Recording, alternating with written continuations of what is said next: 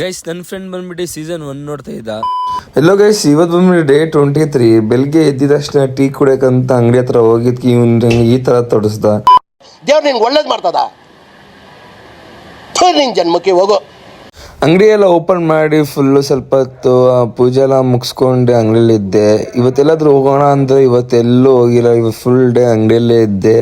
ಅಷ್ಟೊತ್ತಿಗೆ ಸ್ವಲ್ಪ ಹೊತ್ತಾದ್ಮೇಲೆ ಎಲ್ಲ ಬಾಯ್ಸ್ ಬಂದರು ಕಾರಲ್ಲಿ. Hi guys, welcome to Soil Star vlogs. Subscribe ಮಾಡಿ, ಫಾಲೋ ಮಾಡಿ. ಅದಾದ್ಮೇಲೆ ಎಲ್ಲರಿಗೂ ಬಾಯ್ ಅಂದಿ ತಿರ್ಗಾ ಅದಾದ್ಮೇಲೆ ರಿತೇಶ್ ಅಂಶು ಬಂದಿದ್ರು. ಅಷ್ಟೊತ್ತಿಗೆ ಅಂಶು ಚಿನ್ನದು ವಿಡಿಯೋ ನೋಡ್ತಾ ಇದ್ದ. ಅದಾದ್ಮೇಲೆ ನಾವು ಸ್ವಲ್ಪ ಟೀ ಕುಡಿಯೋಕ್ಕಂತ ಟೀ ಕುಡ್ಕೊಂಡು ವಾಪಸ್ ಬಂದ್ರೆ ಅಂಗಡಿಗೆ.